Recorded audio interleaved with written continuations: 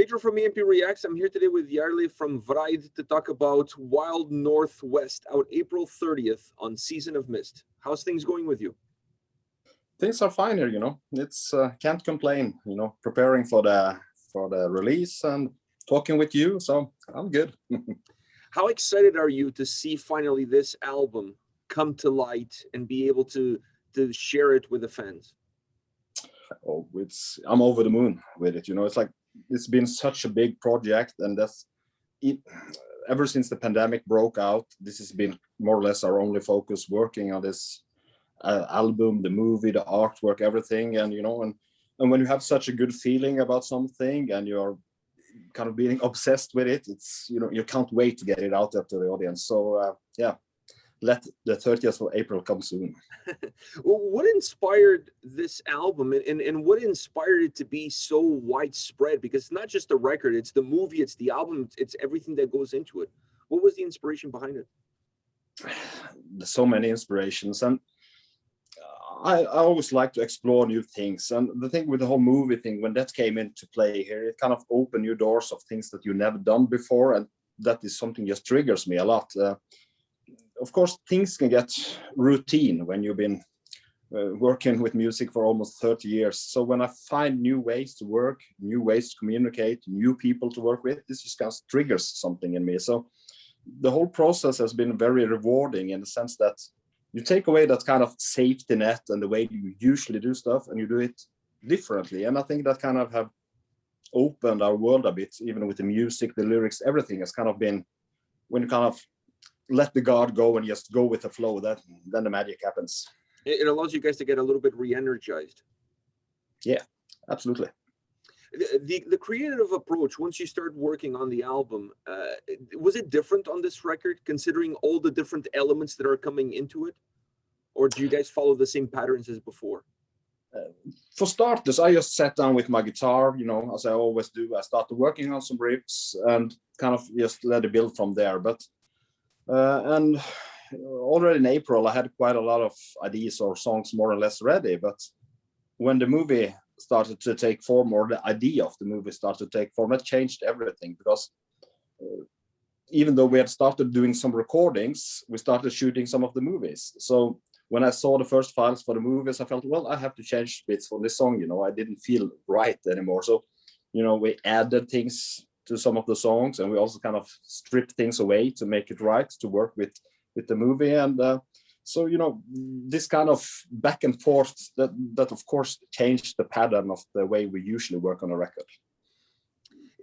What was the most challenging aspect of this album when you look back at the way you created, the way you interact, like you said, moving pieces, depending on how the movie impacted the audio and how the audio impacts the movie? What was the most challenging aspect of the record?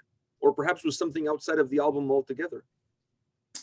I think the biggest challenge was to just kind of draw the finishing line and say, this is it. Because with working on so many different ways at the same time, you kind of always get new ideas, and you want to change something, and you want to change and want to change, and you can't just continue like that. You have to kind of say that this is the way I want it to be. And the kind of the challenge I felt musically was that when you pop up so many new ideas, you kind of can lose track of the original idea for the song.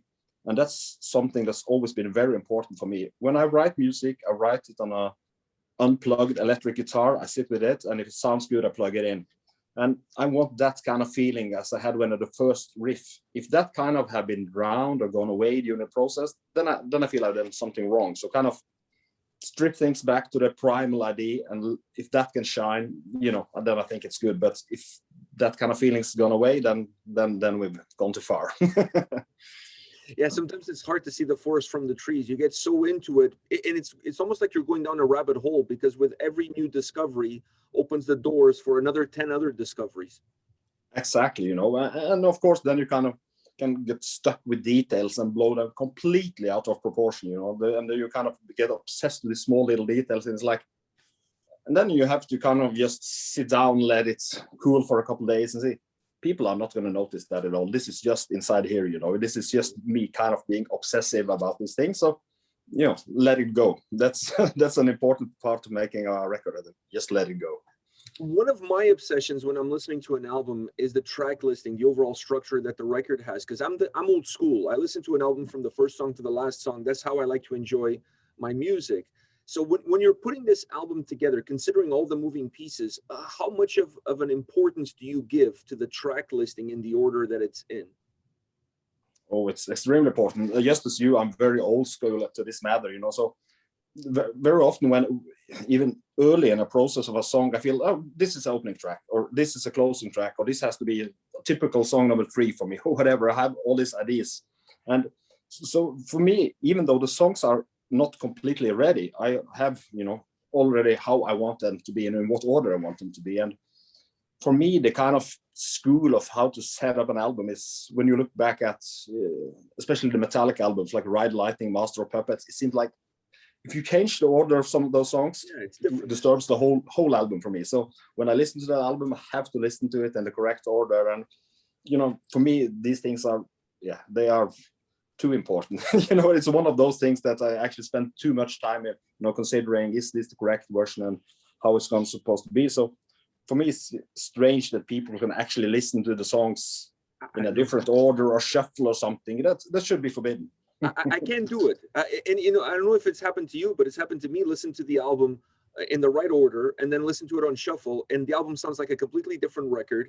It takes away the enjoyment of the album, and it just doesn't work. I don't know how people do it. No, it's strange, you know, and I completely agree. And, you know, if you've grown up with classical heavy albums, I think the order they put in, I think this puts so much thought into how they want this to be, and it's so important for the album. So to take away that flow is like, yeah, doesn't make any sense. So the tracking listing on this record, in my opinion, is one of the elements that moves the album forward. If you could pick another element of the soundscape of the record that moves the album forward, what would it be? I mean, I think the variation of it, how they are, of course, put together, but also the variation of the album is very important. You have kind of the opening track, which is such a classical Vreid song, I would say, a very typical Vreid song, metal kind of sound. And then you have like a song like Spikes of God, which is by far the most brutal thing we ever done. And it's followed by probably the most kind of classical heavy rock song we ever done with Dazed and Reduced. So I think this variation between the songs is what kind of makes the strength of this album, and also kind of let, you know, the other songs shine, because if they're kind of too close to each other, they will all sound the same. But I think there's a huge difference between a lot of songs, but still I hope people think it works together.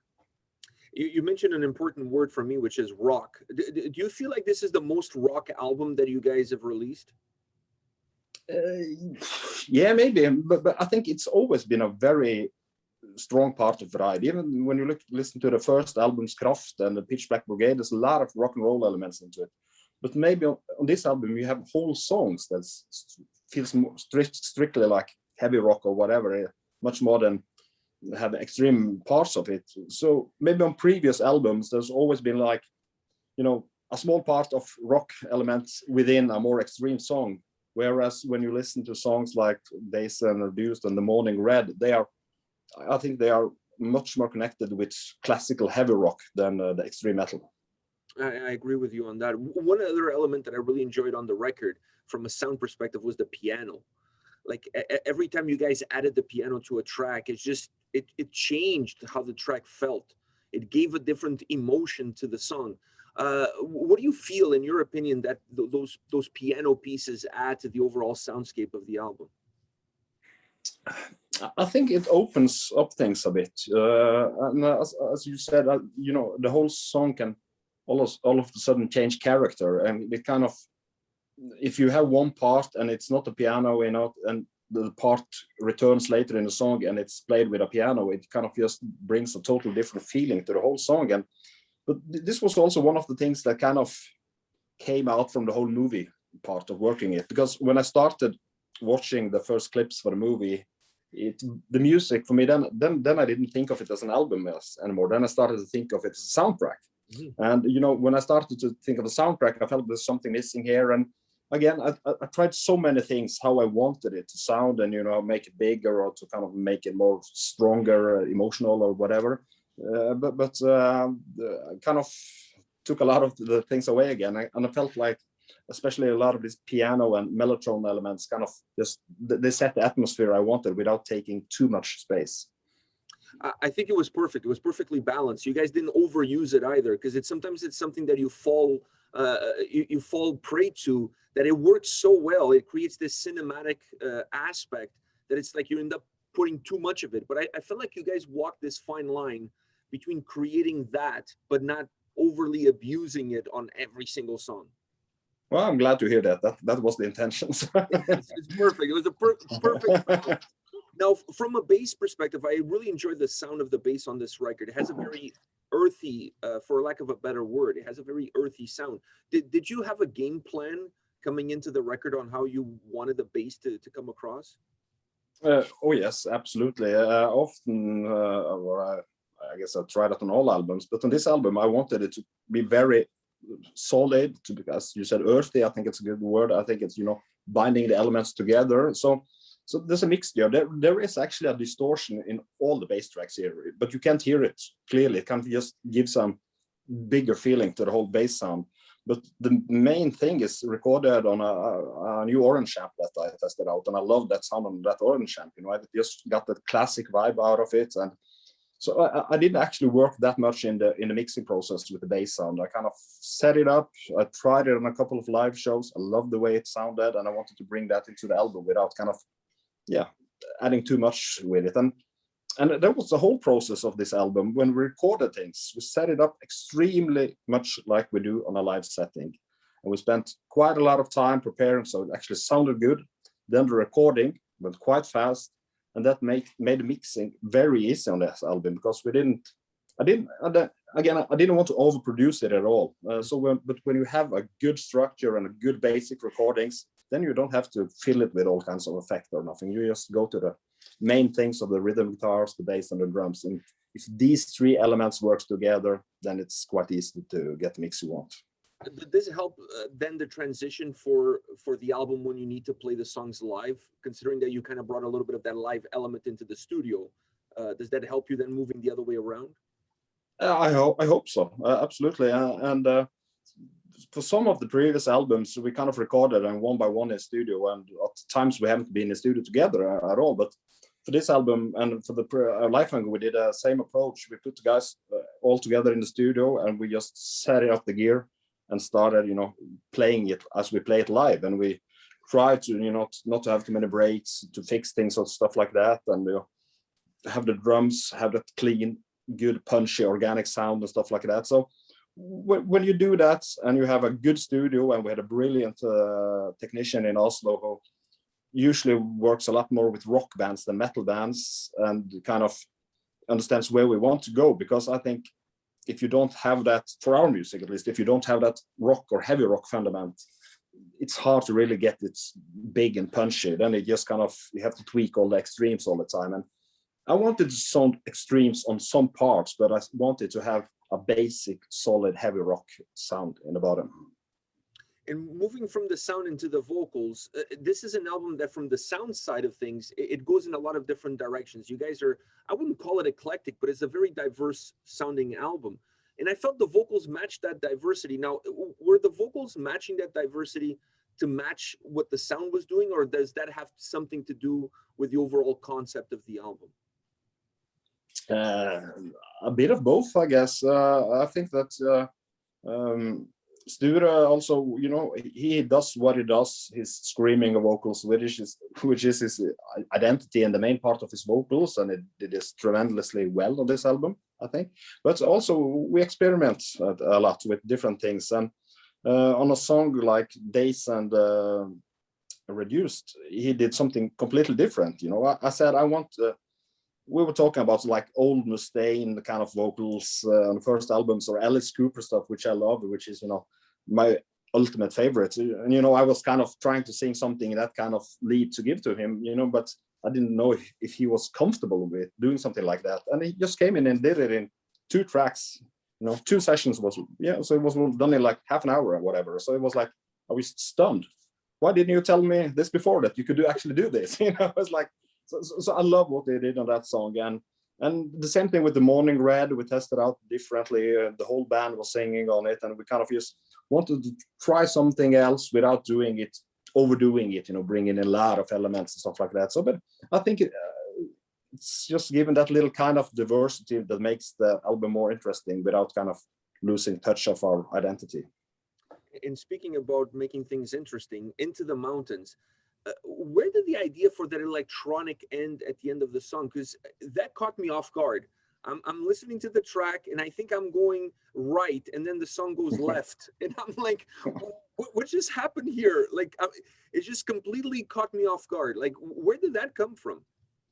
Well, that song was a strange one, because it was based on some old ideas that I found on, actually, when I started writing the songs for this album, I went through the old recordings and some hard disks to see, is there something we can do differently sound wise, and you just try to get inspired. And then we had a lot of sessions back 20 years ago in the Vindia period, and there are, I thought I've listened to most of it, but there were some like ideas that I don't remember this. So I found this kind of old guitar ideas and keyboard parts and some electronic parts that Valfar and me had been working on in that period, and we didn't use. It was between the 1184 and the Liquid album. So for me, it was like, whoa, what is this stuff? And it got, extremely inspired. So I spent 2 days in studio working day and night on this song and just writing new stuff and bringing those elements into it. And that resulted in Into the Mountains. So the strange thing for me was that in many ways, it felt like I was back in the room with Terje Valfar, my good old friend, and making music again together with him. I felt that he was in the room. So it was a surreal experience for me that I didn't expect at all. And this kind of leads to the electronical part, which was based on the keyboards that you listen to the intro, and is there in the electronic part was a keyboard theme recorded by Terje back in those days. And I loved that part. And it actually had this kind of strange bossa nova rhythm going to it. So it was very weird. But when we went into studio, I kept the keyboards and some of the electronical bass on it, but we re-recorded the drums. So we went off more from bossa nova to straightforward electro music, electronic music. So it's a weird touch, but it was also, for me, the whole intention was to keep the spirit of how we created music from an early age, that we were unafraid to test something, to do something differently, and, hopefully surprise something with a left turn, as you said. Yeah. So does this song become a special track for you on this album, considering everything that went into making it? Oh, absolutely. When I sat down with some of these, I didn't expect this at all. So when you kind of find something like that, and it starts with you just kind of, for me, it felt like going 20 years back in time, and you bring forward the memories and you bring forward a certain atmosphere of things, and it just kind of, the ideas just was running out there all the time. So for me, that song will be one of the most special for me forever. I'm sure it's when things like this happen and you have no idea the day before that the next day I'm going to sit down and write a song like this, it feels so good. And of course, what happened to Terje, and miss him tremendously. He was such an important person in my life and everyone in the band and the way we work together. So for me, this is kind of just like I was lucky to find a little touch or a little glimpse of kind of feel like I worked with him again. And that was a good feeling. A little bit of a time travel element. Absolutely. As you look at this album and fans listening to this album, where you feel the movie plays a role here? Like, do you feel like for the fans, they have to watch the movie in order to get something that they're not going to get just by listening to the record? And if so, what would that be? I think they can perfectly fine listen to the album without watching the movie and enjoy the album as a new Vreid album. I think they're not kind of reducing the quality of the album or the songs or things like that. But I think it opens a complete new dimension if you have some kind of interest in movies, if you have some kind of interest in music videos, or if you are more interested in concepts and the story behind things, and if you have an open mind and want to kind of travel into to a different world to it, then I think people will see the album completely different after watching the movie like that. But you know, maybe it's hard to get the images out of your mind the next time you listen to the album again. But I've always loved that feeling. For me, it was like when I grew up as a teenager with Headbangers Ball. It kind of just, you were listening to music before that, but then you starting to see these videos and kind of, it was fantastic. Just sitting and waiting for the Triple Trash Street to come on and you know, see all those that song. It was like that amazing feeling. And I remember that. As I said before, if I think when Metallica did their first video with One, after that, whenever I hear the first intro on One, I'm immediately in that same room, you know, and I'm into that story. So if people can get some kind of relation to the songs like this to the movie, then I think it's great. If they're not interested in watching the movie, still listen to the album. I went from the movie to the album. So I took the other approach. I watched first the movie and then I listened to the album. And I so then you're scarred then. You couldn't. Yeah, I'm all in. Like I can't erase either one or the other. You know what I mean? Like I'm all in on this. And speaking of being all in on this, as you look back at the record, what do you take away from this album on perhaps more of a personal level? Do you feel like this album has given you something that was missing? I think it's opened a lot of new things for me. And for me, it's been another kind of confirmation that you just dare to do things, jump into the unknown, don't be afraid of any things, and just do what you want to do. You know, as you get older, as we do, luckily, I have to say, you kind of, for me, it becomes more and more important to kind of spend my time doing what I want to do. It's as easy as that. You know, I think that if people are able to do what they really want to do most of the time, it makes you more happy. And that's what I want to do with my life. And kind of when I dare to do these things, you never know how they're going to end up. But what's the worst thing that can happen, you know?